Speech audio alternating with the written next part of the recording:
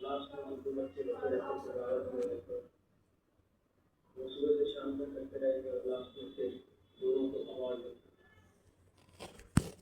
ऐसा क्या होता है कि एक आदमी एक रास्ते में डाल दो उस रास्ते को बिना रुके चल सकता है।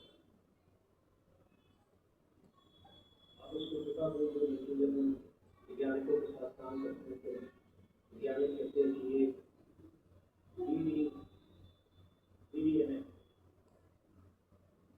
BDNF हमें brain derived neurotrophic factor, brain derived neurotrophic factor.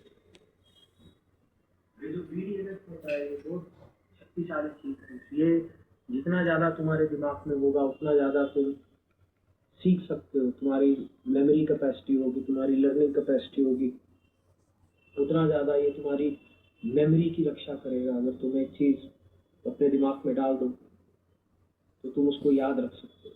पुराने ज़माने में तुमने सुना होगा कि जो वैद्य थे वो मौखिक थे, तो एक बार कुछ बोल दिया वेद व्यास की तरह वो कंठस्थ हो जाना चाहिए। तो जितना BDNF तुम्हारे दिमाग के अंदर है उतना तुम्हारी मेमोरी प्रोटेक्टेड होगी। स्ट्रेस से लड़ता है तो तुम्हारे अंदर दुख, कष्ट, पीड़ा, जितना ज़्यादा BDNF होगा उतना ये सारे नेगेटिव इमोशंस तुम्हारे से चले जाएंगे।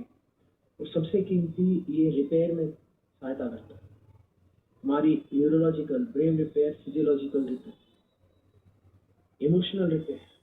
कि ठीक है समस्या आती है, कष्ट आता है, बीमार होते हैं, उसमें खराब बात नहीं है, लेकिन तुम्हें कितना समय लगता है एक बार फिर खड़े होने में। और मजे की बात, या तो तुम उस BDNF को लेकर के पैदा होते हो या इस BDNF को तुम्हारे भीतर उत्पन्न किया जा सकता है। और देखा गया है कि सिर्फ एक ही चीज है जो इस BDNF को तुम्हारे भीतर इसकी मात्रा बढ़ा सकती है, तुम्हारी ब्रेन की, और वो है वेरी हार्ड फिजिकल एक्ट। बहुत एक स्ट्रेनुअस फिजिकल एक्ट ये BDNF की मात्रा बढ़ाती है। और तुम देखो कहानी में दम है। पुराने जमाने में जब तीर्थ जाते थे तो तीर्थ जाने पर भगवान मिल जाते थे। क्यों? क्योंकि बहुत स्ट्रेनुअस तुम शरीर पे एक जोर डाल और कुछ बदल रहा है उस तीर्थ के तरफ, और फिर तुम्हें भगवान दिखने शुरू होते। क्या? क्योंकि तुम्हारी जो एक न्यूरोलॉजिकल ब्रेन केमिस्ट्री थी वो बदल गई।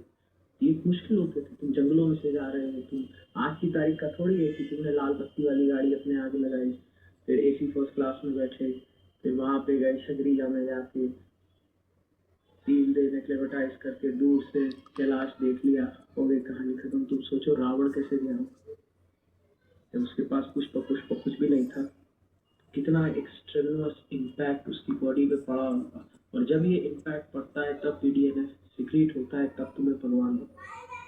नहीं तो जब तुम पढ़ते हो कि जब असुर लोग तप करते थे तो वैसे वो एक पैर पे खड़े, क्या जरूरत है एक पैर पे खड़े होने,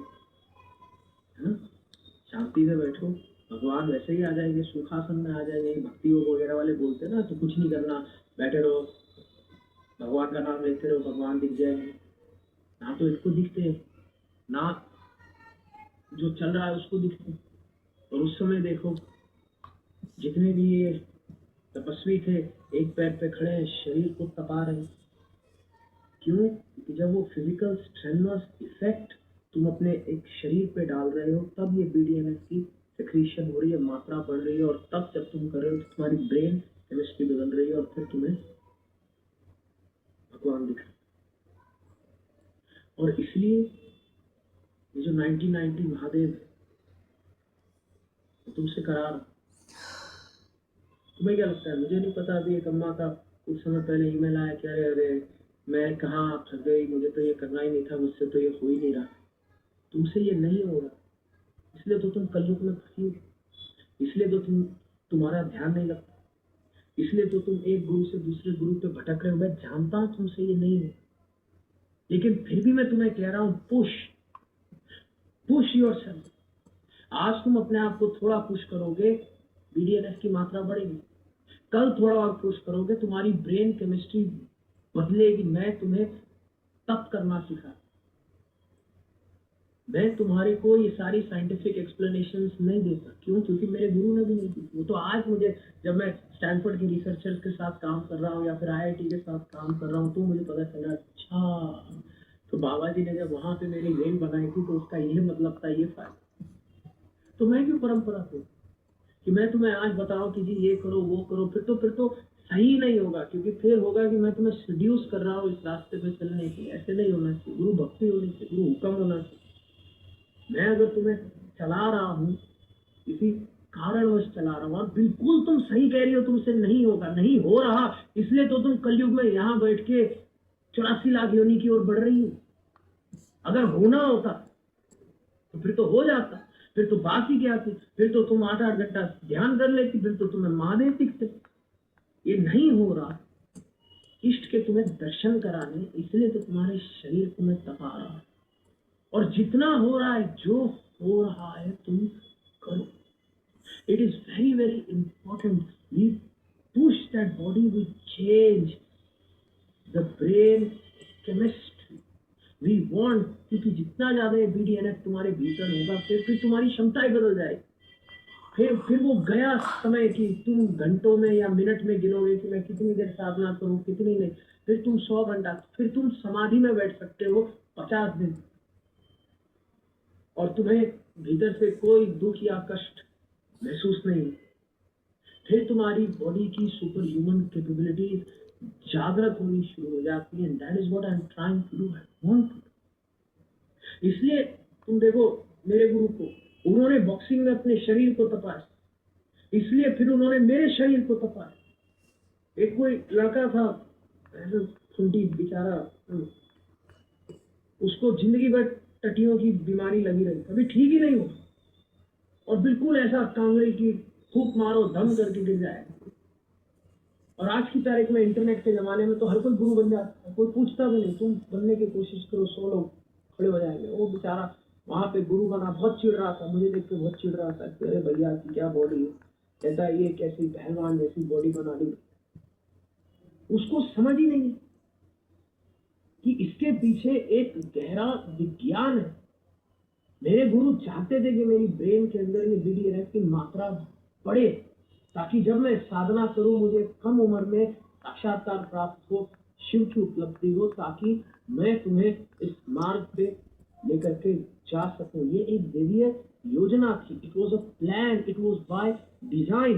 पर क्योंकि वो बेचारा खुद अपने शरीर के साथ कभी कुछ नहीं कर पाया, जिंदगी भर टटिया लगी रही, तो आज भी वो लोगों को यही तालीम दे रहा है कि शरीर बोझ छोड़ो, शरीर बोझ छोड़ो, शरीर बोझ छोड़ो।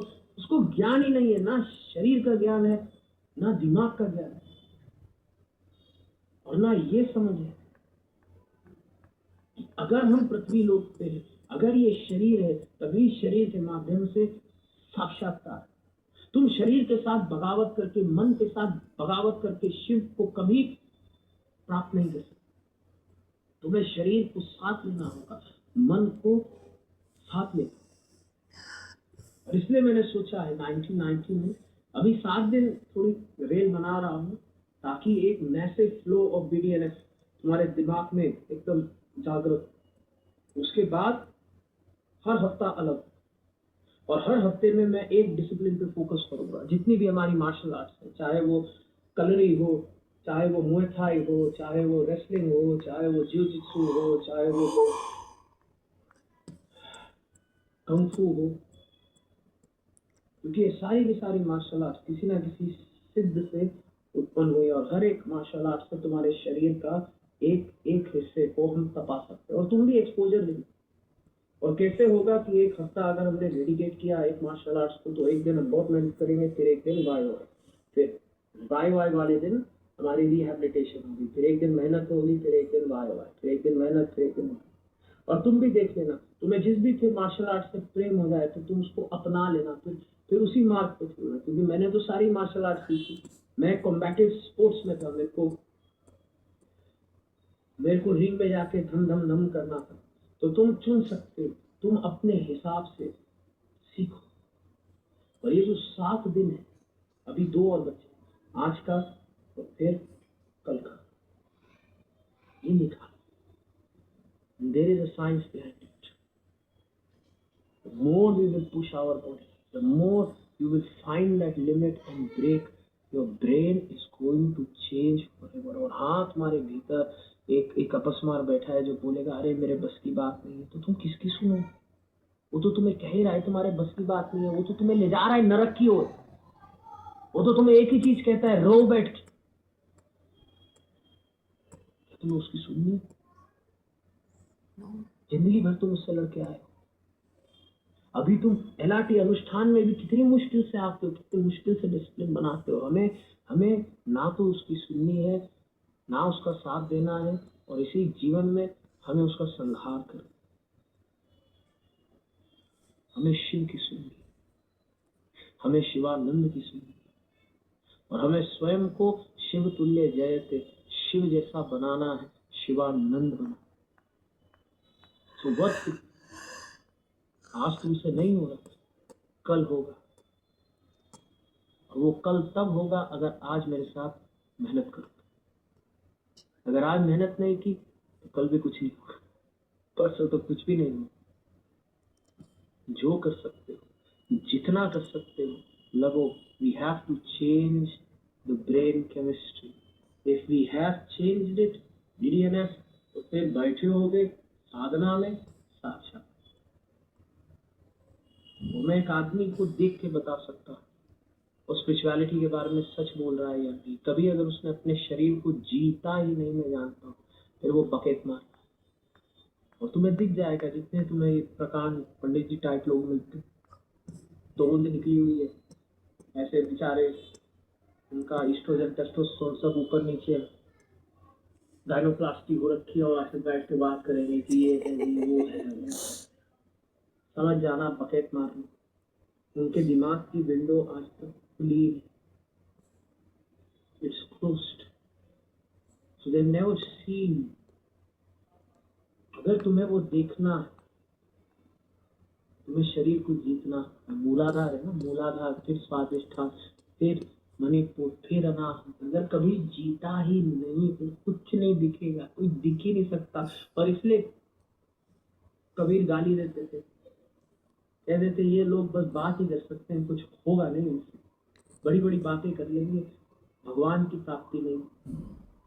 इसलिए तुलसीदास भी इन्हें गाली देते थे। जितने भी महान महान हुए से दिन खूब भरभर के भैया ये बस बना रहे दुनिया,